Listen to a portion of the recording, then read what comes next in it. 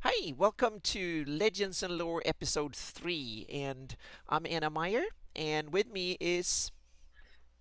I'm Mike Bridges. and Let's see. yeah, This is episode 3 of Legends and Lore. hmm So far, it's been a pretty fun ride, I'd say. definitely, Uh, yep. what were we? Let's see. Where did we leave off?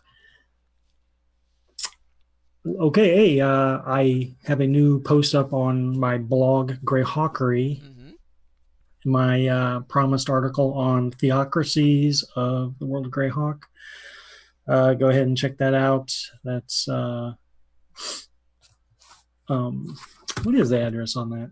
Well, we'll link to it at the end of the show. Yep. Anyhow, other than that, I also have a new page. I think it's like page 23, chapter 5, page 23 of the Castle Greyhawk comic that also Yes, I saw released that one. this week. Awesome. Yep.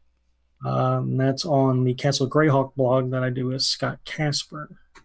Uh, Go and check that out because after chapter 5, we're bringing it to a close. And then that's the end of the story. Uh-oh. Yeah, that will Yeah. be sad Yeah. because you've gone through all the old cool stories from the early days of Greyhawk. It's been awesome. Yeah. But it's been a really long, So long road. when can we see the soft cover comic book uh, with the 200 pages in it or Probably something? at some Greyhawk get together Mm-hmm. coming to you in the Yep. future sometime. That sounds cool. Yep. Greyhawk Channel Yep. 2022 or Mm-hmm. something. Yep.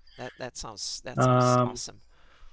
what have you been doing, Anna? My big thing this week or since last week have been that I've gone sent to my patrons another major update, gearing up to my 2018 release. I worked hard on my coastlines and stuff, so I spent probably but the last 3 weeks I spent about 100 hours working on getting the coastlines and touching up a lot of the old inconsistencies and small little nagging things. So the terrain part of the new up facelift to the map is done. Basically, there might be a few things that I notice afterwards, but it's basically done. And I've added probably about 30 or 40 things to the map as it is. So Oh, hopefully I wow. can have one more pre-release in like 2 weeks, and after that it can probably be in like hopefully within 3 weeks at least it should be nailed down and ready. So to for my patrons, and my patrons get it during the development, so to speak. And then Mm-hmm. then in November we I will simply decide now it's it. That will be no more change to it, because then I need to convert it into all the JPEGs, PDFs, chop it into 12 pieces and online maps and all that. And that's another 3 weeks of work to do that. That's probably like 20 hours of work to get all the... Well, that's still light speed for what you're Yeah, used to doing in the yeah, past. yeah. But now that thanks to my patrons, I can do this several days a week now. So that's the good thing. So it's a part-time job to do it. So yeah. Thanks for the link, Opera Geek. You're the best. Uh, let's see. Is that it on your That's the upcoming yeah that map project? that's the major things that is happening there. I'm plan to dig into some. The next bit is to put more stuff on the map. So there is a bunch of heraldry that needs to be done from Sasserine, among other things, and there is probably about 120, 140. I think it was 142 places to look at, and maybe Dang. half of them or something like that will end up on the map. So and some a few of them are typos and other things like that, but there's at least over 100 places that needs to be looked at and that needs to go on the map. And that's what I will do the next week or two, and hopefully have that nailed Yes. down. Yep. Licum wants Verilos. I just need to get the so I can see the chat. So hang on a second. So there we go. Hey, here's another random tidbit to throw out here. In the chat, Bloody Jackal just come up with a Greyhawk themed T-shirt. Oh, It's not cool. like got any official logos or nothing like on it. It just Yeah. says Greyhawkers, something about favor. I forgot already, but Bloody Jackal, if you got a link to that, throw it in the chat if you can. Other than that, what were we? Yep. Do it with favor. Yeah, yeah. So that's for my week, so it's been like the good old days. I've been crammed over my Greyhawk maps, and it's been fun that way, and it really feels like it. Now I feel like the map is ready to survive another 5 years or so as home for my Greyhawk adventures, and hopefully others too. So it's going to be it's a major facelift, and it's way better than it used to be.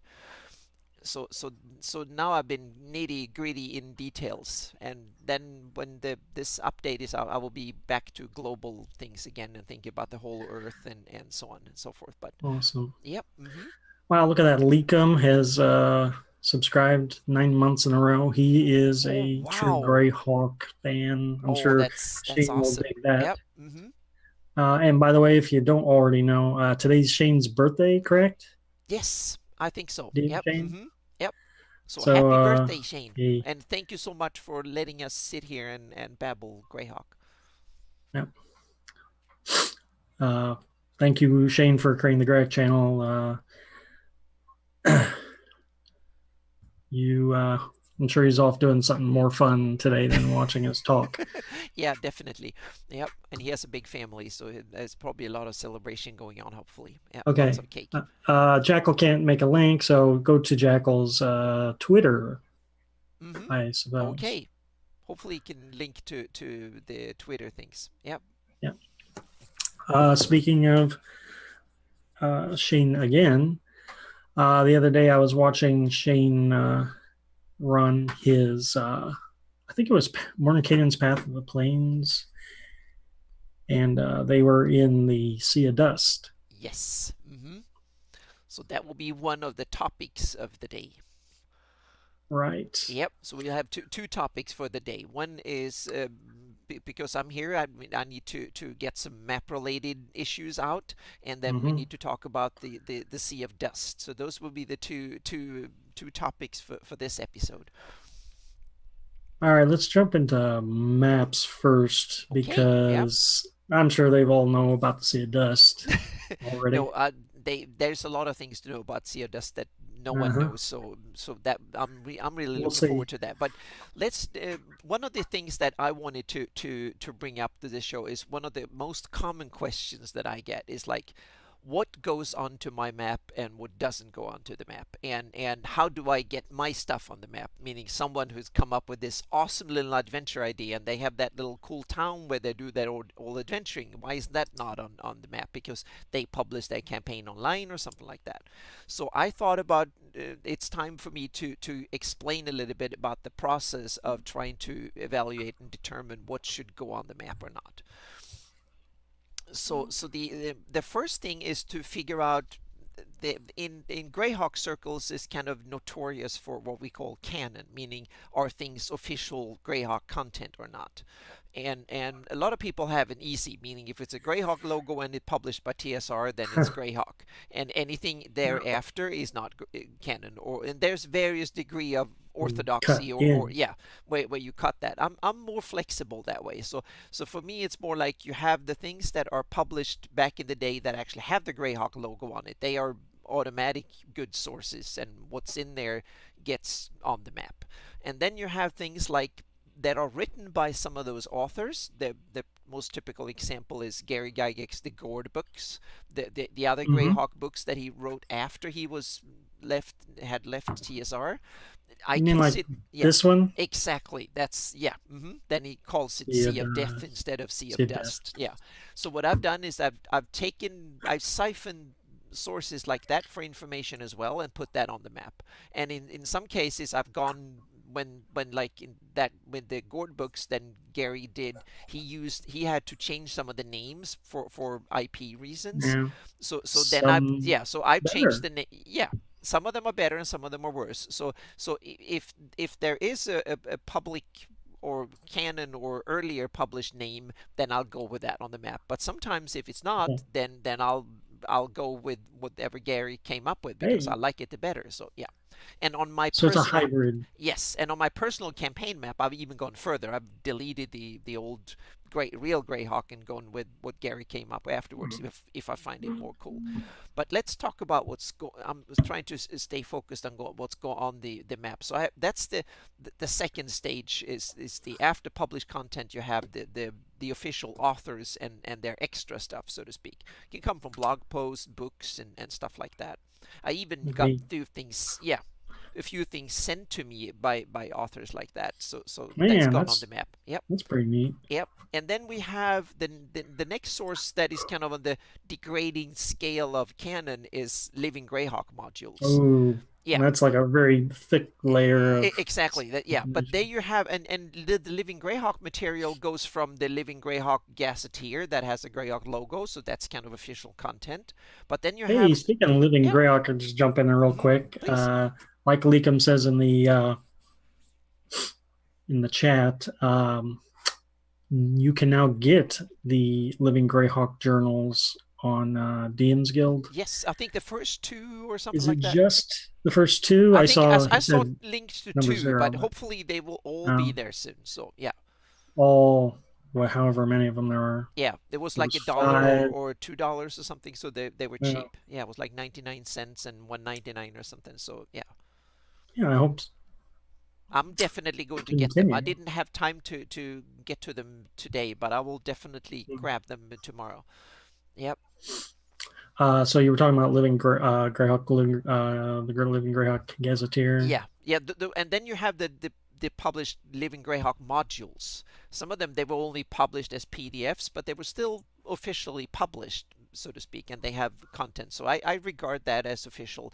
The Do you problem, think yeah, that, again, I cut in, do you please. think that because the Living Greyhawk modules got played by a wider audience, that it gives them more credence Oh than, yes, say, yes, something I definitely. wrote? Yeah, definitely. Because I will come back to that. Because it's a All right. perfect point. Because that's one of the major points I'm going to make later in this. That I think it's the audience is the important thing here. So Yeah. so then after the Living Greyhawk modules that were kind of put in print and or at least on PDF and distributed and used and played at the live gaming events, then you have those triads that were formed to take care of and kind of Mhm. take care of each part of Greyhawk and do the adventuring and keep track of results and stuff. They published gazetteers, source books, the modules and stuff that were tied to the Living Greyhawk content, but they were not officially published or sanctioned by Wizards of the Coast or anything. But I still siphon them for information and put it in. But the problem is that now we have like a degrading quality check scale. So there's a Mhm. lot of stuff in there that I wouldn't say a lot, but some of that is fantastic. It's written by Eric Mona, Jason Bowman, and others now that are fantastic writers and game designers, but there's some of them that are written by someone who didn't talk to anyone else about it and just published it online and it was published on the Slipped through there. websites. Yeah. So the quality goes from master to absolute like monkeys with typewriters Yeah. almost. So Leakum brings up a good point. Like Gary Holian, yeah, because he has publishing credit, yeah. anything he ever even would discuss with me in, say, a chat room or something, I always took as gospel. It seemed Yes, like, yeah, and because I knew I'm there the was always same a way. chance it could end Yeah. up published. Yep, yep. So that's the same way where I get with gossip and emails and whatever from people like Uh, that forum post. Bavix is asking about stuff in Dungeon Magazine. I 'Cause regard there was a Dungeon lot of Magazine Greyhawk. as canon stuff. Yeah. If it's a dungeon adventure that is says that it's set in Greyhawk, then it's canon. Period, so to speak. Because the stuff that Paizo put out was basically Living Oh yeah, Greyhawk. I agree. I take that as That- official content because they right? were officially content. So that's yeah, that goes on the map without question. And then you have, but then we come down to the level. Well, you come in fan work, and me come in. We have fan work and people who never published anything officially. At least I haven't. So you just put fan content out there. So for me, fan content, if I believe it's good quality and even more importantly, other fans believe it's good quality. That's the key. Because I've Mm-hmm. been so hesitant to put anything myself on the map that is hardly anything on the map, Yeah. my public map that I've created, hardly anything. There are a few places I've added, but those already have the name. I've kind of decided that that's the spot for that town or that Oh, castle, sure. but the Placement. castle is mentioned somewhere and has a I say that's a good mapper yeah. prerogative. Yeah, so that way, so I haven't hardly invented anything and put it on the map. But you have and many others have created fan work, and for me, the important thing is not if whether I like it or not. The important thing is whether the Greyhawk community like it. So back in the day when things were usually published on Cannon Fire, and there were hundreds of people going on Cannon Fire, and I saw in the forum post that a lot of people had good comments and simply say, "Oh, I love Yeah. the content." That for me was the quality control. So if the Greyhawk community say, "Oh, we love that person's fan stuff," And it goes yeah, unchallenged. exactly, then it goes unchallenged. Then I put it Yeah. on the map. But the other key thing is that it needs to add stuff. I don't take fan content that removes or replaces official content. So Sure. fan content that kind of fills in the blanks, because there are large areas that basically have no official content whatsoever, more than a country name and the capital maybe. And there's and your all content is a perfect example. It fills a gap in the content, so to speak, and it fills a void. Yeah, for a place that has like very scant Yeah. information, I Hmm. did my homework. Yep. I Hmm. truly Yep. tried to make sure Yep. I wasn't stepping on any Yep. toes. And there's probably like at least a dozen or 20 or 50 people on the planet that over the past 20 years have done what you've done in either a whole country or just a little town, or just added some little detail and written about it and done research and done it. So I try to get all that information in, and then I put it on the map. So Where that's does yeah. Orth Journal fall into your I treat hierarchy? it basically as the Living Greyhawk material, because it's Okay. written by people with the same caliber, if not even better. Peer reviewed. Yeah, exactly. It's peer reviewed, so if it ends up there, I always have to consider it. And but sometimes things in Earth Journal is kind of an alternate to official content, and then it runs into trouble. I run into trouble a little bit.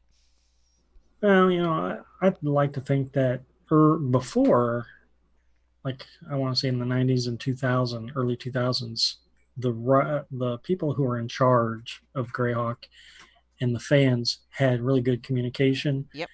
And so there wasn't usually any contradiction. It And I started would coming like later. Yeah. Yeah, I would Yeah. like to think that Paizo had that kind of same relationship, Yeah. that they knew because they were Greyhawk fans. Exactly. I mean, Eric Mona and Jason Bullman and others at Yeah, Paizo, they were the ones that knew Greyhawk yeah, as good as anyone, or probably better than anybody else. Yeah. right. So if someone came in cold and said, "Here, develop Greyhawk," and they like never played Greyhawk in their lives, they would probably want to do some research and Oh talk to yeah. some And people. now it is a significant amount of, it's like taking a doctorate or something, because you have to read Yeah. thousands and thousands of pages of things that are often reading an adventure when you're not running it or playing in it. It's terribly boring actually. So Uh, yeah, especially the Living Greyhawk modules that are written using the same template, so they all look exactly the same, and 99% of things are not interested, at least weren't interesting for me, because I yeah. didn't know what to know what the healing potion costed, or what the the healing or whatever spells were available in that town and stuff like that. So you have to sift through a whole lot of. It's a bit like gold mining, or something like that. You have to sift through a lot of sand to find the little morsels of gold somewhere. So, but once I've found the stuff that is interesting and nail it down, then comes the other thing is, then it's starting to come, the next step is to evaluate the data, so to speak. It's like when you map a real world, then you go out, you take satellite photos, you do a land survey, you go out and see, oh, that building is there, that building is so high, and you drive through town and you can see how big it is, so to speak. And you can go out and take a look at the mountains and see how tall they are and what the climate is. But the problem with the fantasy world is that you have to fill in, you have to kind of figure out what the quality of the content, so to speak. And the problem is that, my first problem is that there are a lot of maps already, and for most kind of people who map and fans that look at my map, they will think that the more maps the better for me, but no, often it's the other way around, because the problem is that a lot of maps don't match the text. Because you can have like one text saying that it took 2 days to ride from that town to that city, and then you can have another one say they walked for 3 weeks and then they ended up from there to that city. And then I look at the map and the map, if you measure it with the ruler, says that it's like 62 miles between. The problem is that the map is probably not accurate enough, and I bet that the person who did that map had maybe not read either of those two sources. He just looked at another map that was published 10 years earlier and just put it in. So I basically have to do some sort of jostle the places around until they fairly match the maps, and then not contradict the written sources too much. But what I do is that I always try to follow the written source before I follow the map, because I realized the person who wrote it, is the author, is probably the person that knows about it, not the person who did the map. And the reason I know I'm right is because when I do map for commissions, I'm the person that knows the least of it. The people that commission me to do the map, they are the ones knowing about the setting and stuff. And Yeah. and usually when I do the map, half of the setting material is not being written when I do the map, and the other half I've only have a chance to read the snippets they send me. So I know that I lack information, and that means that the people that did the maps back then, they lacked a lot of they didn't have the tight interaction with the authors. Darlene is probably the exception, because she worked in-house and Gary probably poured over her on a daily basis, making sure Yeah. that things You were need right. that kind of Yeah, collaboration. yeah. Hey, welcome back, Casey, by the way. Oh, hi Uh, Casey. he was in and out. Yep. No, there was a question in there. What do you think about the joke modules? I try to avoid them, meaning I Is read there through them. anything useful in them? Oh yes, there might be place names, for instance, are still useful. Sure.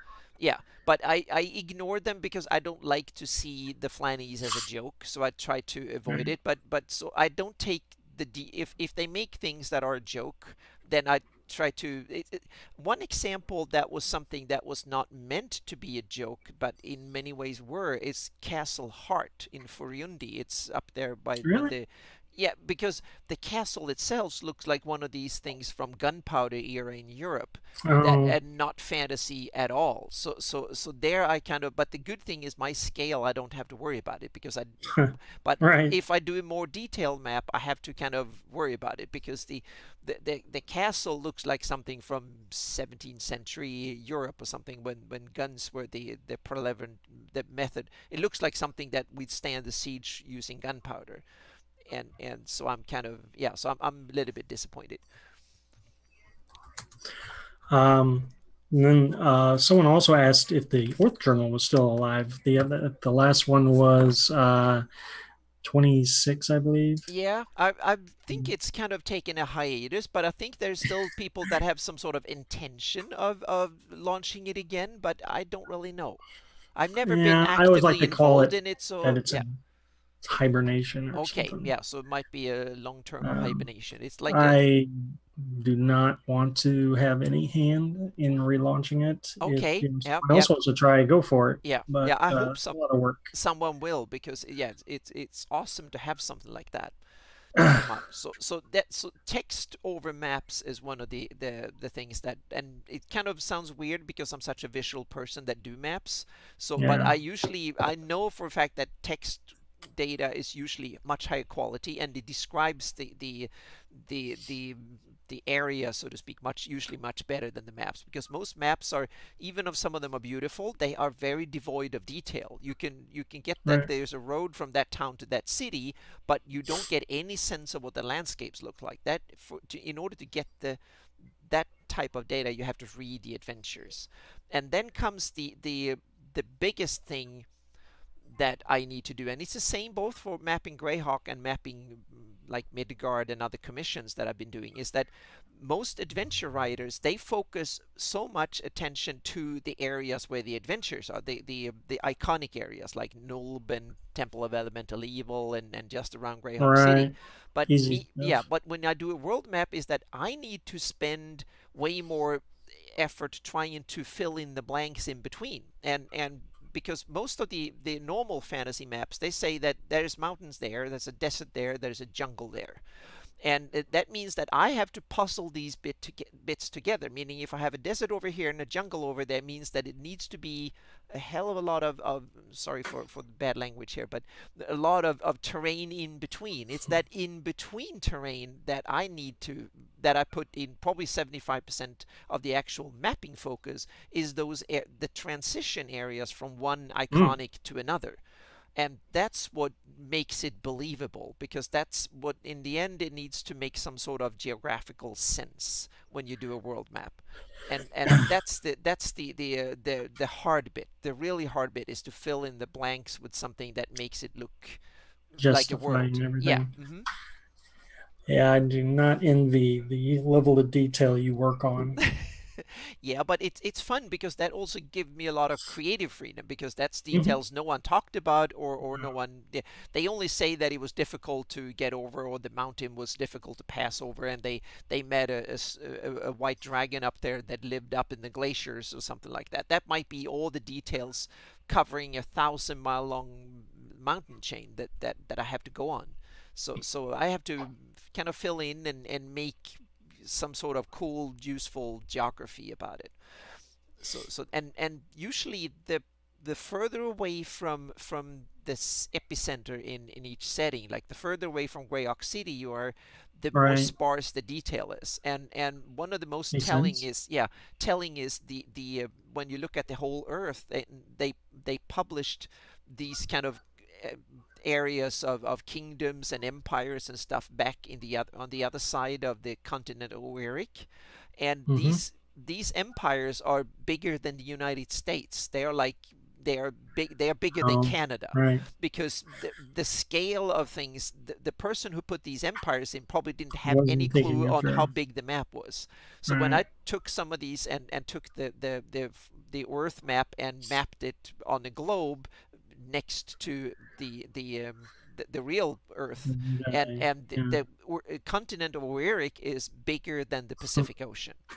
And that means that if you take Ridiculous. 10% of that and make it into an empire, that's bigger than Europe. It's bigger than North America almost. So it Yeah. doesn't make sense. Here there be dragons, Yes, says. exactly. In the next 4,000 miles, and it's cool. And Dragon Empire Yeah. might be that big, but I don't think that the person who drew up these borders really thought Wow. about how big it is. And these are some of these issues that I encountered, that I need to kind of interpret the size of things and try to make sense out of it. So that was the 20-minute version of what Yeah. goes on my map or not. So that's one of the most common questions I get. So I hope this will explain it a little bit. Meaning, if you want something of your fan content to go on my map, I need to like it, but even more important, the rest of Greyhawk community needs to like it. That's the key. Right. Yeah. Yeah, you got to get it out there. And so Yep. something like the Mm-hmm. Orc Journal is still something that a Yep. writer could Mm-hmm. jump on. Yep. Yep. Don't want to get you riled up, Casey, or, or Draco. Uh, Anyhow, speaking of vast spaces, Yeah. Now that's a perfect segue to the to the next topic here. sea, sea of Dust. Mm-hmm. I have no particular love or interest at the Sea of Dust. I just think it's a untapped area Yeah. for obvious reasons. There is a lot written about it. Now that we've talked about canon and fan work, there's a lot on the Sea of Dust, believe it or not. Yeah. Um, I'm switched over to the map view so we can see okay, the big place here. Yep. so the Sea of Dust on Anna's map is quite vast. What you're probably seeing right now, if you've just tuned in, that is like half, maybe even, or I mean, that's four times is what I was about to say. That's four times what you would probably see on the Darlene maps. Yes, yeah, because the Darlene map only covers the northeastern quarter of Mm-hmm. the Sea of Dust. Yep. See, this is huge, Mm-hmm. and which makes me wonder uh, when you talk about the cataclysms, the invoked devastation only really took out half of the Backloonish lands effectively, right? Whereas the Sewell Empire is completely under ash, Yeah. if you know that backstory. Um, the Sea of Dust is not entirely a natural desert. I believe that most people who have written on the Sea of Dust agree that it was once I think it might even be canon, that was once fertile. That's what I think. And if you go east, you have the Meadow jungle and stuff. So Mm-hmm. there's like that's In still that there. So I envisioned it more like a latitude. plateau coming up a little bit, and so you can have Okay. like fertile land and also what I this I might go on a limb here, but I've seen examples. I don't know how canon they are, so to speak, of that there used to be a river flowing out in the ocean in the south.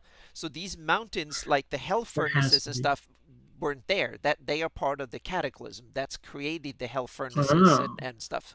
That interesting. yeah, so that's some of the theories. I don't know exactly who came Well, up that's with the pretty theories, interesting. but I think it's for me it's kind of a cool thing to say that that's actually what part of Well, the it cataclysm. definitely doesn't make sense for a empire like the Sewell Empire that's got this ringed by mountains to Yeah, have sea gods and not be bordered on a sea. exactly. So yeah, That's so one thing.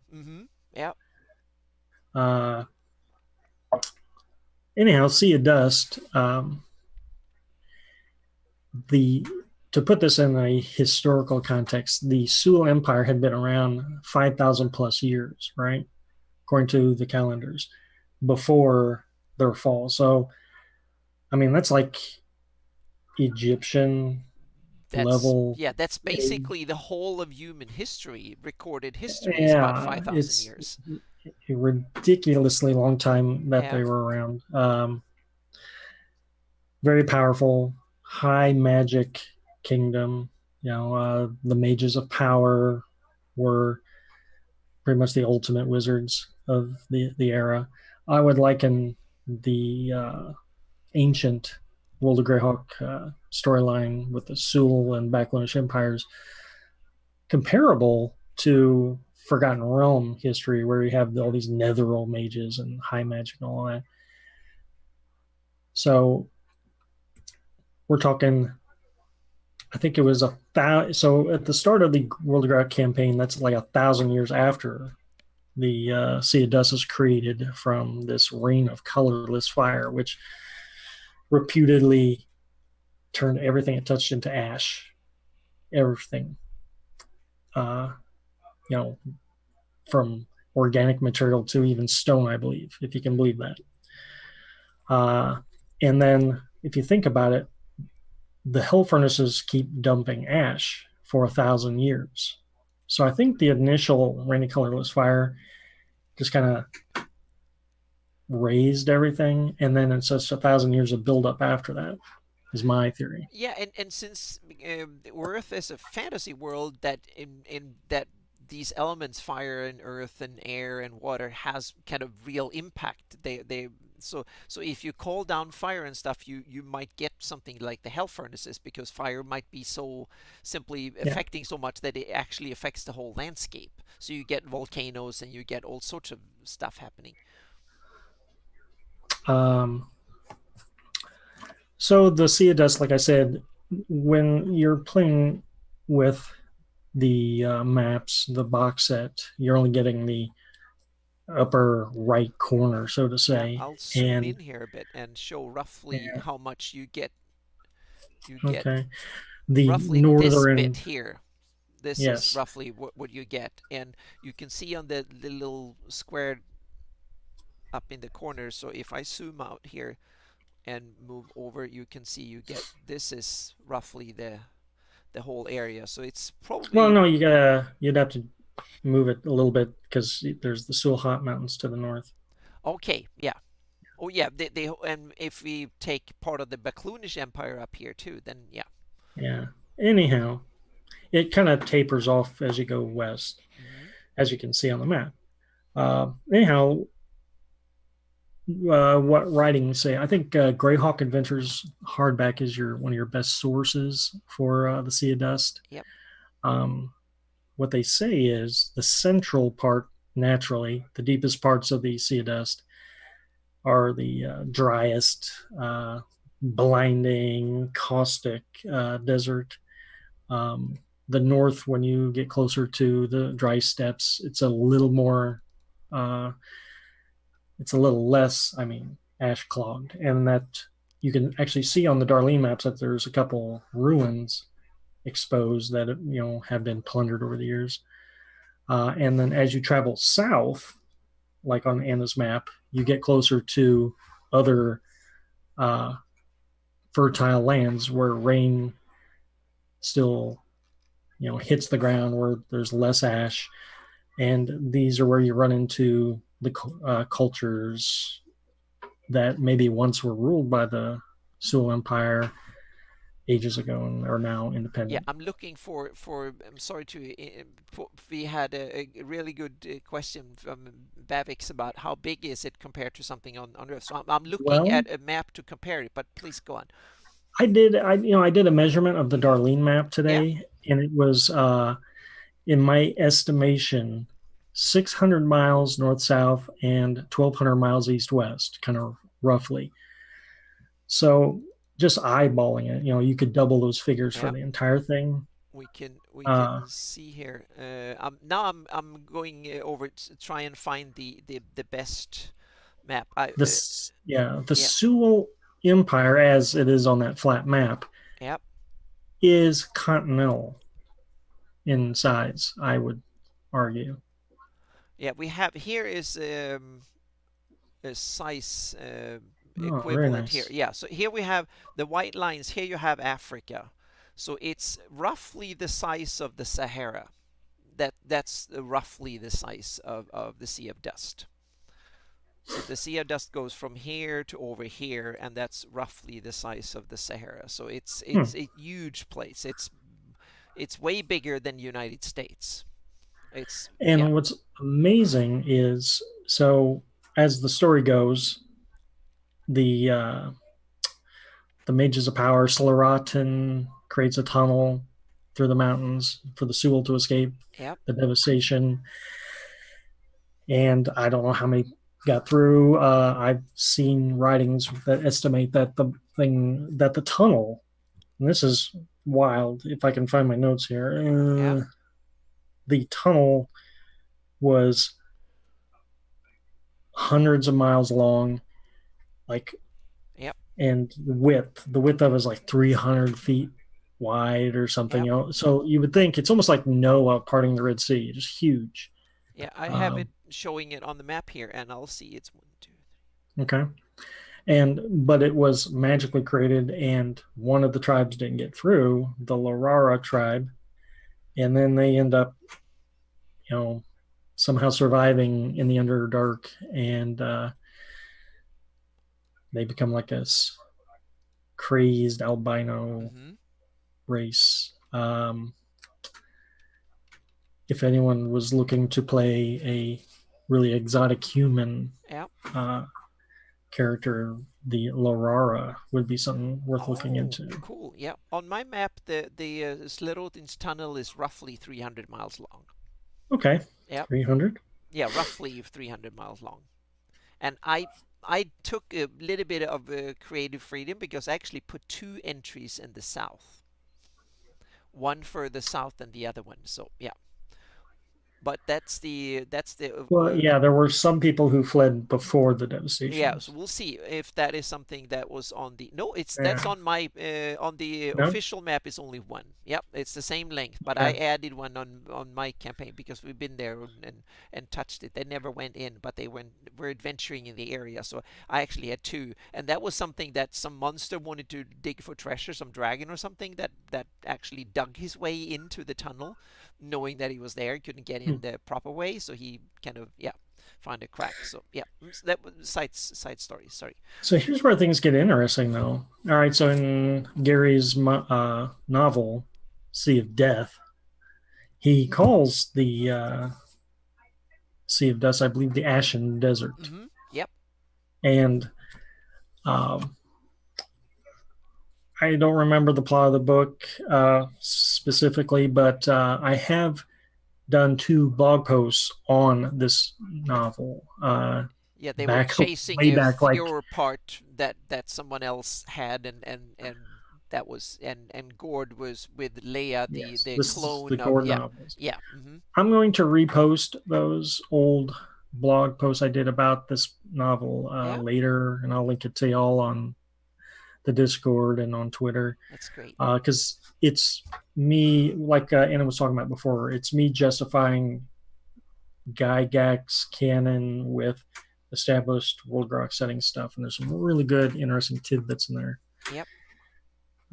Anyhow, they're in the middle of the Sea of Dust. For those who know the map well, like we do, is the Forgotten City. And there's really little known about the Forgotten City outside of Gary's novel. Yep. Uh, this city, I think, features in that book. And in the book, he calls it the City Out of Mind, Mm-hmm. which I Yep. think is kind of clever. Yep. Uh, and what's in there? I think they're going after one of the artifacts of evil, that are tied to Mm-hmm. Thurston and Yep. all that. But the Forgotten City in established canon, they say is still intact. That the Mages of Power, the same ones that rescued some of the people through that tunnel in the mountains, Oh. also created a shield over the top of the city, Oh, that's interesting. I didn't know. I'd never heard and about that. that I missed that. the centuries of dust just kind of buried Also, anyway. they live in that little cupola But hidden it's got away. maybe some of it's still above ground, Yeah. but it's like not been Wow. That leveled. that's really interesting. Yep. So, like I said, that it's something worth looking into. I do know that there's some fan material out there on if you want to Google it Yeah. uh, concerning this Forgotten City and the Sea of Dust. Some really good stuff, and like we talked before, it's not really canon, but it's some well written stuff Yep. from probably even before I started writing for Greyhawk. If you want to check into it, there's stuff like the there's a thing in the Forgotten City called the Null Obelisk, which is like an anti-magic zone, anti-time. Like time doesn't move there. It's kind of an interesting concept.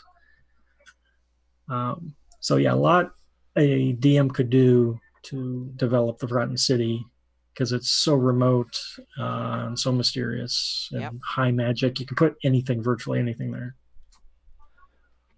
Check it out, Bavix. Mm-hmm. Yep. Let's see. Any other questions about the Sea of Dust? I'll take a breath and see what you all want to know. Yeah. Yep.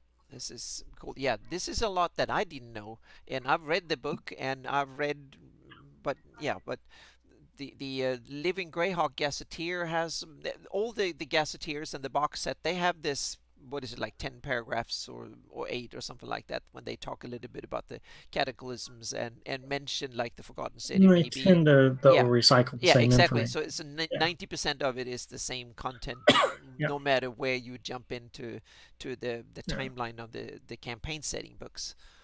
Yeah.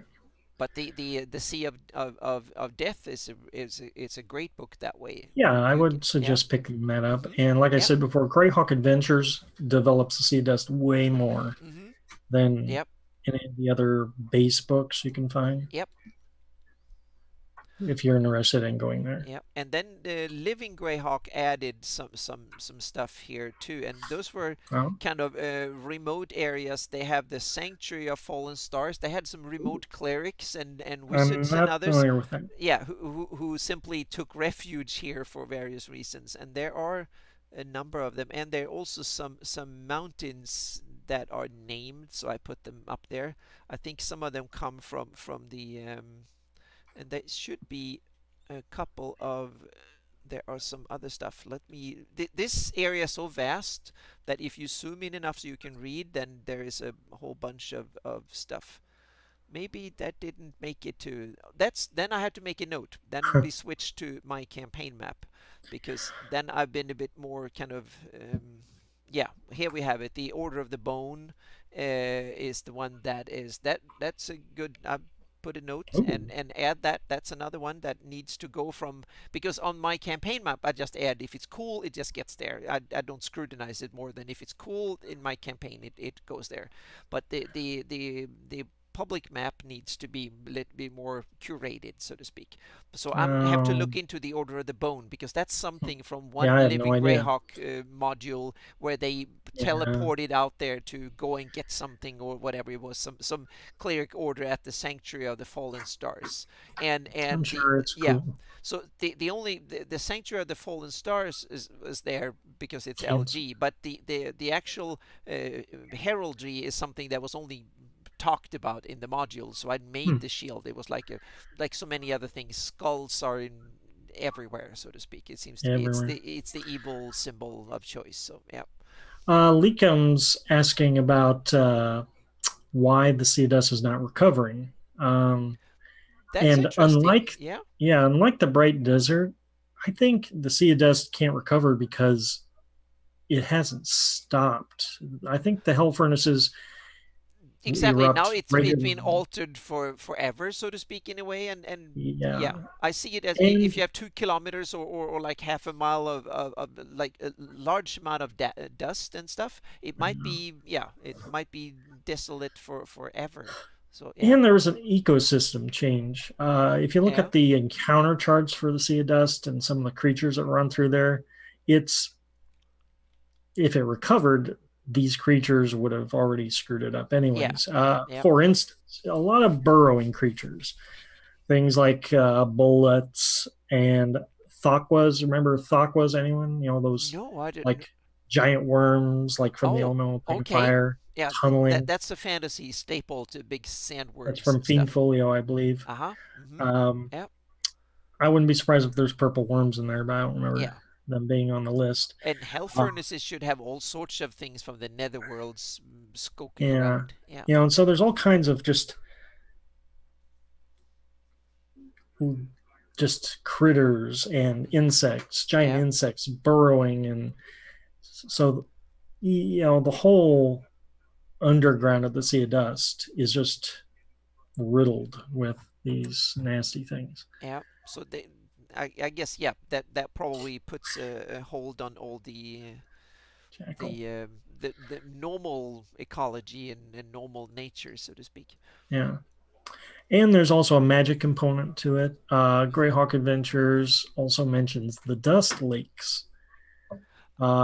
At the very, it says dotted throughout the Sea of Dust are these lakes where magically the consistency of the dust becomes like water, Hmm. and people can sail on these areas of dust like they're literal lakes, and you can dive down in them and still breathe air somewhat and go. Pretty much it's like deep sea diving Yeah, it's for like lost treasure. yeah, you have animals out Yeah, in deserts in our normal world that actually burrows under. You have like moles and vowels and stuff like that actually can live under the sand. But we have a really good question from all right. yeah, from let's see, Leashim the Learned. So could the Yeah, Sea of Dust be a planar overlap? And that is an I believe interesting. that's a theory on what happened in the Backlunish Mm-hmm. King, Yeah, lands with boat devastation. Uh, it's not unreasonable to think the same happened with the Rain of Colorless Fire because yeah. that fire had to come somewhere, I Yeah, guess. and you can have both elemental overlap, meaning hell furnaces seems to be close to the plane of fire and stuff. So there's Yeah, a sort of conjunction there, and then you can have the nether planes, Hades, and a lot of other places are kind of physically similar and seem to be kind of nasty places. So that might be and that's something I guess each person who runs their own Greyhawk campaign can kind of tie into whatever they want to Right. have the feel for. And it's a vast area. It's an enormous area. You can have whole kingdoms of nestiness or whatever. So there's easy to take an area and put it in connection with the abyss or Hades or the plane of fire or whatever you want for your campaign. It's such a vast area that you have all sorts of Now, here's a possibilities. question though, from Yeah, a real world standpoint. Let's say, okay, we have a Sahara-sized area, yeah.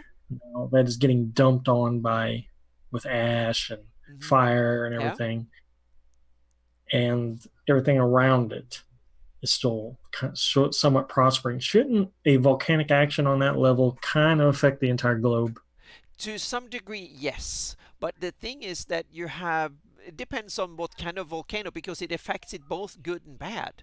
Volcanoes are, look in Africa, you have a perfect example Mhm. in Kenya where you have a active volcano that spews out a whole bunch of stuff, but a lot of it is fertilizer. Meaning Hmm. some of the lands next to volcanoes are some of the most fertile things on the Right. planet. So volcanoes are in many ways a positive influence, not only a negative. All So right. if you live really close, like in Iceland, and also depending on the climate, but some of the and you have places like Borneo, Indonesia, and stuff that are close to volcanoes that are among the most fertile because they spew out a lot of things that plants need, and so it's a lot of fertilizer and things coming that way. So volcanoes are both negative, meaning they cause earthquakes and lava and all the stuff that we connect with them, but they also have a lot of stuff that is good. So and that's the interesting thing because here we have some of the biggest forested areas are next to the hell furnaces, and to me that kind of makes sense in a way because if they spew out a lot of ash and whatever, that's the warmth, and if you have warmth, rain, and ash, that's a perfect place for plants to grow. And this is down in the tropics or near the tropics, and if you can have like humidity from the ocean coming in, and you can have a lot of if you have the warm hell furnaces and volcanoes, and it can come moisture from the sea or something like that, you can get Right. rain and stuff. So Right. even from a real world standpoint, it's not completely illogical to have a jungle next to a volcano because we have that in many Excellent. places in the real world too. Yep. Leakum wants to suggest that some of the Sewell remains are on another plane, like there's a transference. Ah, yeah. Mm-hmm. That's Yeah. nice thought. Might That, explain yeah. these weird dust lakes Yeah. and other magical Yeah, and it might be things like the Front what they City. did. The magicians, they opened that in kind of a huge gate and got the yeah. So, Yeah, so that's how they created the cataclysm in the first place. yeah. They By didn't destroy the rock; it was just displaced yeah. and then Mm-hmm. resealed itself, I Yeah, guess. yeah, or something like Yeah. so. So there's you can take as a GM running your version of Greyhawk, you can take from these ideas and then make up something that will really be cool for you because there is like a whole lot of hints, but not that many hard facts in the canon sources. Hmm. So yeah, Sea Dust has a lot of cool stuff going on Yeah, if you just kind of yeah. scratch beneath the surface. Haha. Yeah, and if we talk Uh, about the influence on the rest of the Earth or the Flanese, is that we have mountains on three on all sides of it. yeah, It's become a boulder, so to speak, and I don't see it that that was contained probably not everything. exactly it was, and I don't think it was that way originally. It was probably south. It was probably Mm. plains, and it was probably higher ground, but the so the Sulhot might have been there beginning. I don't know, but the hell furnaces I see is and the mountains in the south were kind of more created to kind of help make this into the hellish place it became, so to speak. Here's another on topic thing. The Invoked Devastation, they say, took out the Backlundish Empire, right? But if you look on your map at the area of the dry steppes, which I Yeah, would assume is where the land was changed there, it's yeah, minuscule compared to the Sul Empire. So I'm wondering if the Invoked Devastation and the Reign of Colors Fire were overlapped. yeah. That might be, You know but what I it mean? depends on how you. But the Baklunish area is, if we zoom out here, so we can see the whole area here. It's kind Unless of, you're saying the Dryceps goes way far out west. oh yeah, and Okay. if you take the Bakloonish area here is bigger than the Sea of Dust. Okay. If you take the whole Bakloonish west of the Flannies, it's twice the size. Okay. So it's the Bakloonish Empire had enormous, if you count where All right. Sif and Tusmit and Ekbir So and the all. devastations were equal in size. Oh yeah, because I if you take the dry steppes are roughly and parts was of hoping the the Backlunds pink, got the best of the Sewell. yeah. So there seem to be roughly half, half, half, so to speak. So yeah, and then the How Sulha. many? Oh, sorry, Yeah. go on. So Bavix wants to know how many official adventures take place in the Sea of Dust. I don't Uh, think any. I think I agree. Yeah, there might be in Living Greyhawk, that might be parts of adventures that are set there, but I don't think any of the LG modules even are set completely there. They're kind of, that's one of Because the we would areas have you, more info if so. yeah, you go and are there and run around a little bit and get something, or then go back again. The Yeah. Yeah, that hardback I mentioned before, Greyhawk Adventures, Mm-hmm. is literally the most new info on the Sea of Dust you can get Yep. game wise Yep. And then it's the Gary's novels when and he, novels. yeah, the Right. Sea of Death. Yep. But as much as we don't know about the Sea of Dust, that's still more than we know about the Dry Steps.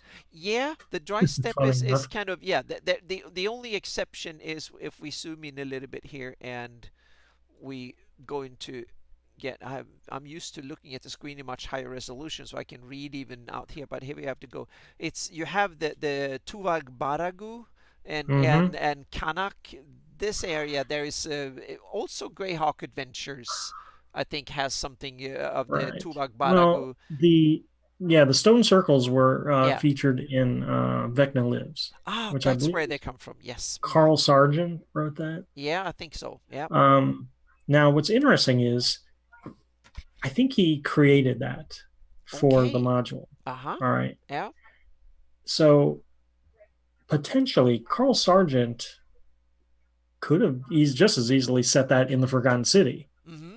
Yeah. and it would not have changed that module at all. Uh, Yeah. So he just stayed away but, from the Sea of Dust and put it up there. And then we have Living Greyhawk.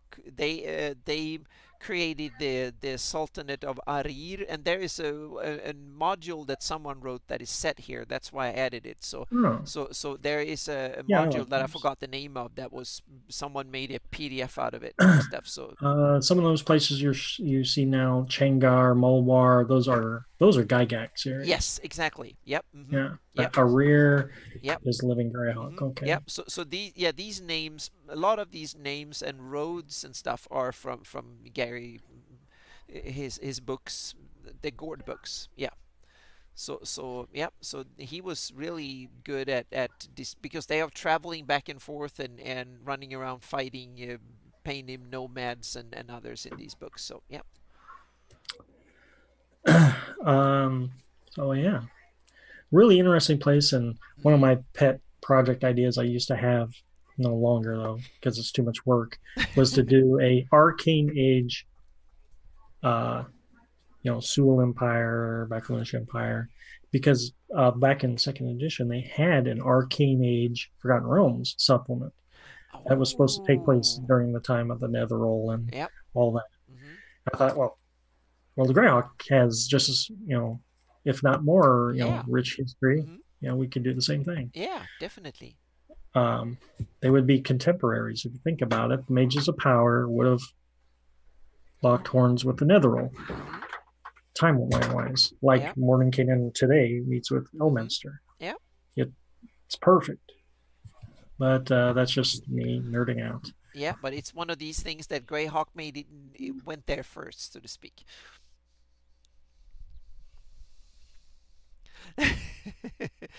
Yep, and he would so. Yep. Mm-hmm.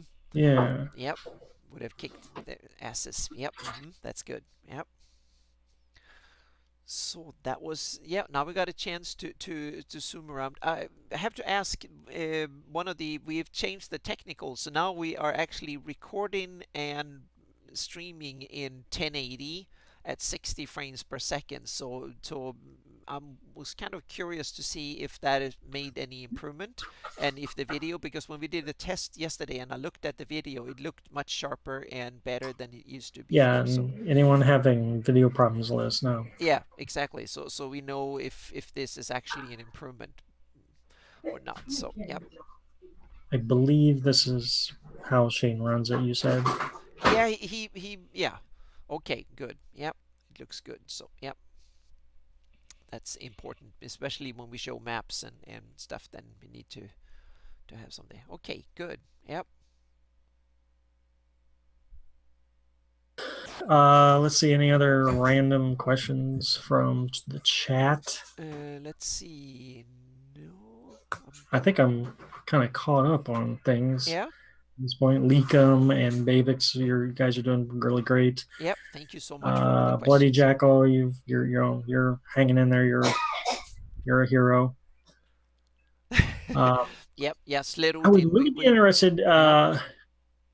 So Dame Shane is running, like I said, in the Sea of Dust, or was touching on the Sea of Dust in one of his campaigns. They were fighting a huge, I don't know what it was. It was like a dreadnought, like a desert dreadnought or something, like Yeah. the astral dreadnought, but in the desert. Mm-hmm.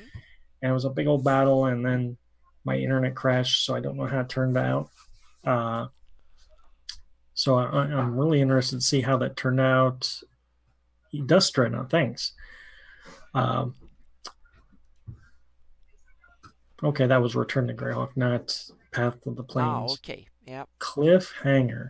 And what Shane had done was he has a story that he's starting, but he had like fast forwarded to like this climatic battle, and then he went back to the present, and I guess they're going to figure out how they get back to the Sea of Dust. But when I saw that, I was like, oh, Sea of Dust, light bulb. Yeah. Mm-hmm. Yeah. No spoilers, Jackal. Yeah. Because I don't know what's going on. Oh, that's good. Yeah, we might be inadvertently do spoilers if we talk about the story, and that's something that Shane have already incorporated in the future of the adventure or something. Wear visors. Yep. Cover your mouth in the desert. Yep. Mm-hmm. There's my tips for you. Yeah, it's definitely. Yeah, go on. Okay, so Leakum says there was a sand skip. That kind of goes along the lines of those dust lakes, like I was talking about. I think that's yeah, that goes like the weird transportation in Greyhawk, one of the sand ships down there, and then you have on Lake Quag. There's mentioned that they put skates on boats and run them as these. Kind of, there's a drawing, I think it was Elmore or Easley, I forgot which one, had a ship on that was put on skates that was made in the early 90s or something like that, and that was to portray, and so the Lake Quag freezes over in the winter, so then they use ships with sails and skates on it, like sleds with sails on it, and they can sail on the ice really fast across the lake. So that's another one of these that are mentioned somewhere. I want to know where the those, like in Final Fantasy, where's all the airships and the... Yeah, I'd never heard of airships in Greyhawk, thankfully, because if I love aviation in the real world, I'm kind of, Dragonflight, I love that in fantasy worlds, but airships, no. I want to keep my mechanics out of my fantasy, I guess. I'm not enough. I don't know Spelljammer very well. Does Spelljammers only work in space? No, they go down and land on worlds, I think. Yeah. Yep. That's much I've heard people talk about. So they want to have like a Spelljammer airfield kind of. So somehow they go up and down, I think.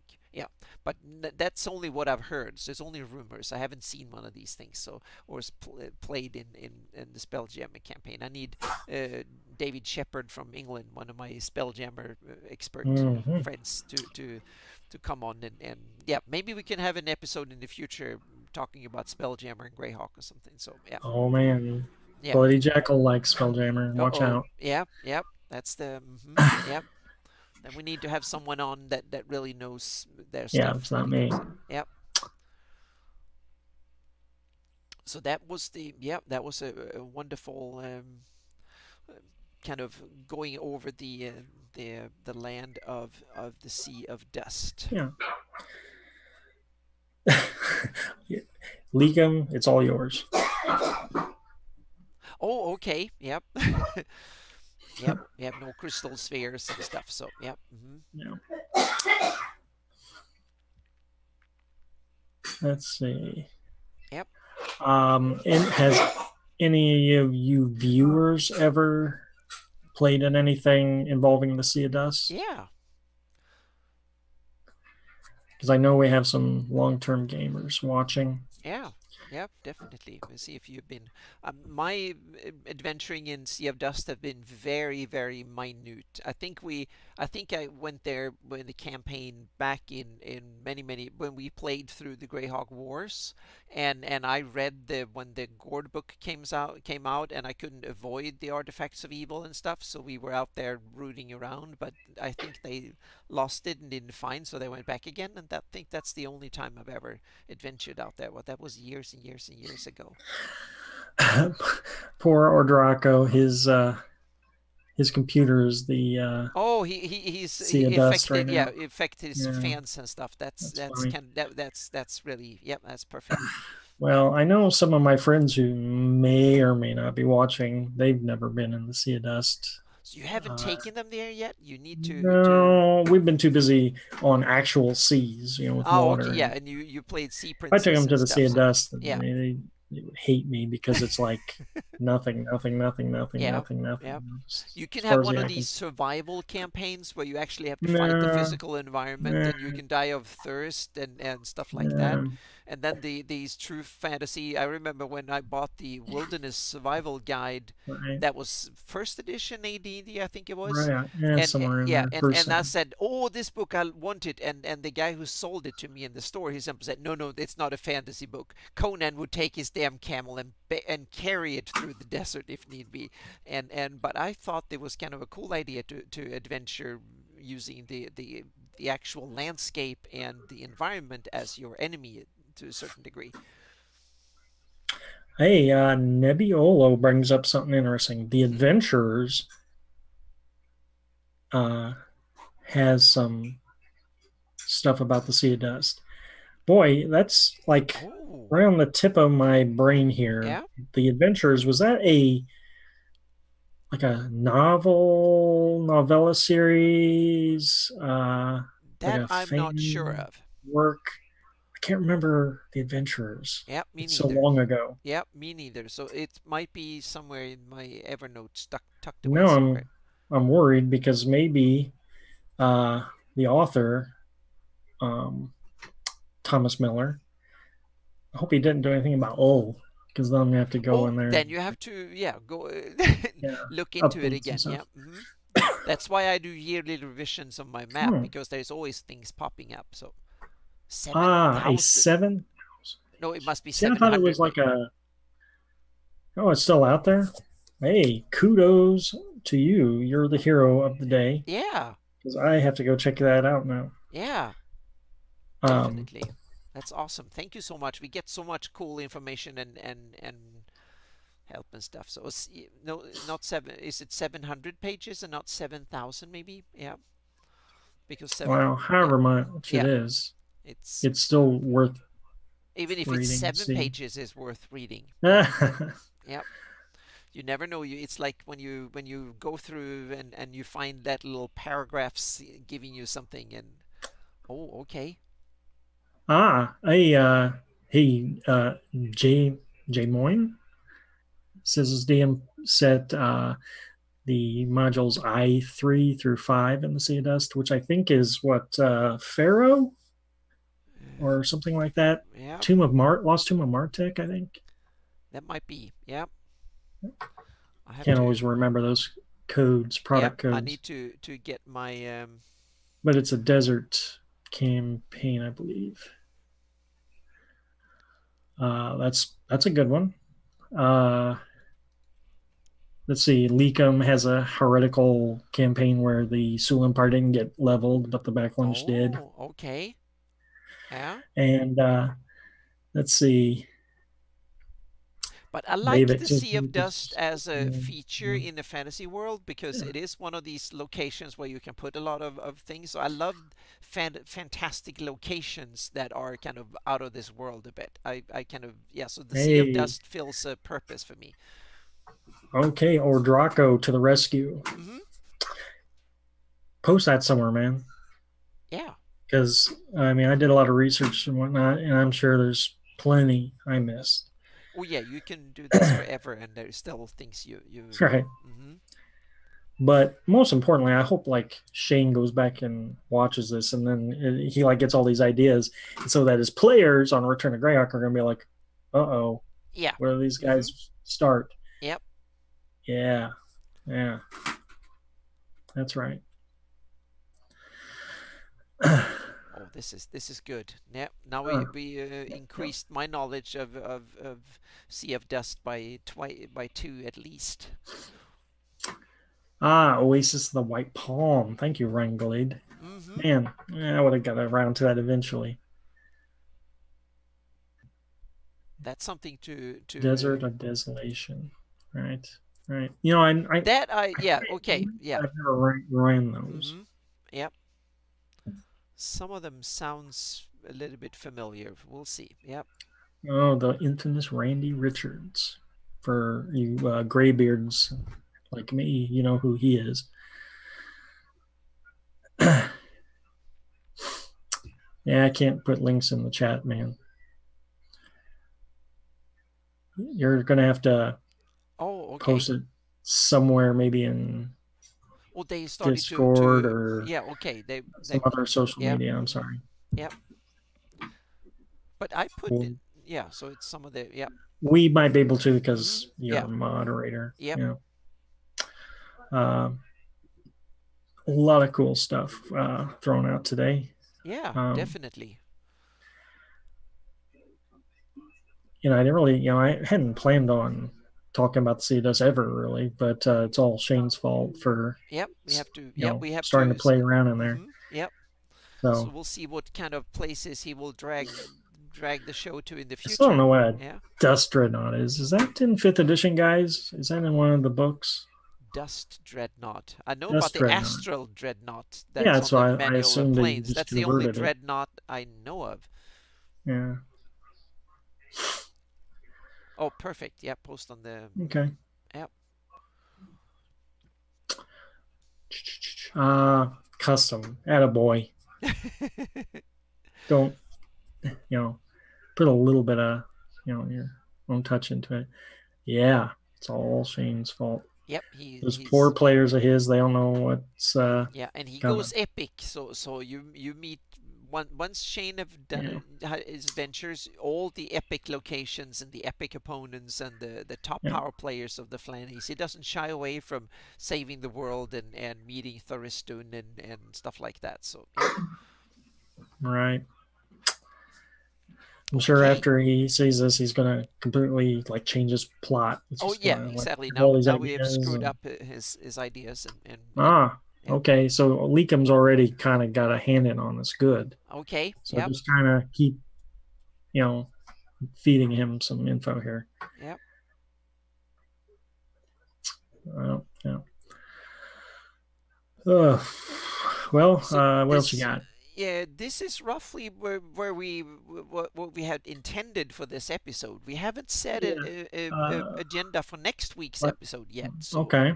so we have a now we talked a little bit about the invoked devastation and the stuff, but Yeah. I guess we have to kind of go a little bit. We might have, if we're lucky, we might have a guest on soon. So Yeah, we're working on yeah, that. both. Yeah, and we hopefully we've sorted out all the technicalities soon that we can have someone else on as well. So then we will have both Geo Block and we have a couple of others in the wings too. We'll just kind of keep the Yep, fun going. yep. And Geo Block has a Lincoln whole wants to talk bunch about of. virulence. Oh, okay. Yep. Mm-hmm. You And want then we have us to talk yeah. about it, or you want to talk about Lincoln?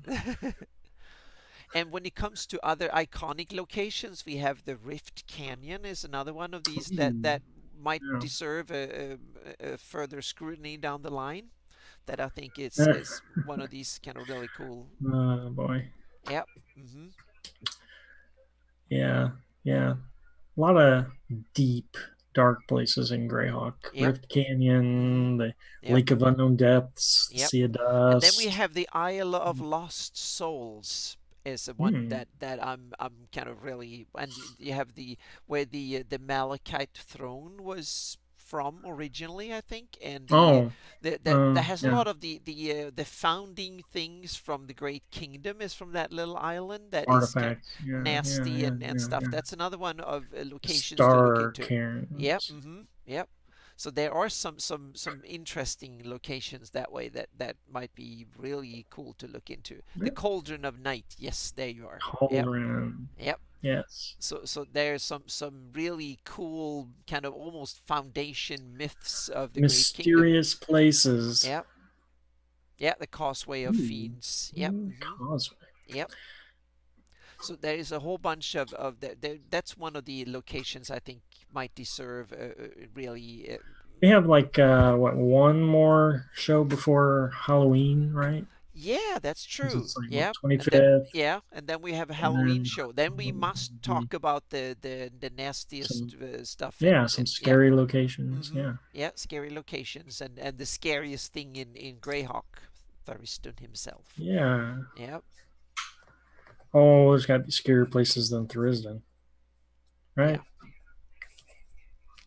We'll find out. yep. But thank you so much for this is the kind of time to wrap up the third episode, and thank you so much for all the wonderful questions and the help and the support we've got from all the wonderful chat people, all the people in chat. And I have to say a special thank you to all my patrons, and I know a couple of you people in the chat are my patrons, and thank you so much because that makes it possible for me to prepare and do the graphics and do all the stuff for shows like this too. So yep, so this is awesome, so thank you again for that. Yeah. Well, I'm just now seeing all this love for Thuriston on there. Yeah, he seems to get Maybe got a I lot have of to bring love. back my Thuriston comic strip Yeah, definitely. cultist. You touched on all the big wigs in your comic, and Yeah, that's super cool. Yep. And yeah, I love that you depict him just like some black thing. That's yeah. yeah, It's they're it's awesome. Yeah, they're it's like a yeah, it's so cool. Yep. Let's see.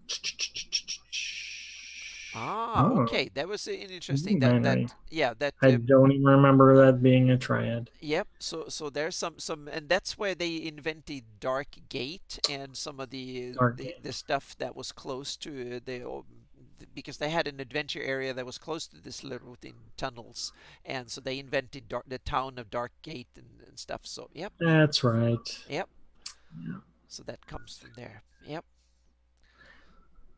Okay. So Well, thank you so I'm much tapped out. everyone to showing up, and we will hope to see you next week at the next Yeah, episode good of input, Legends and everybody. Lore. See y'all later. Okay, thank you so much.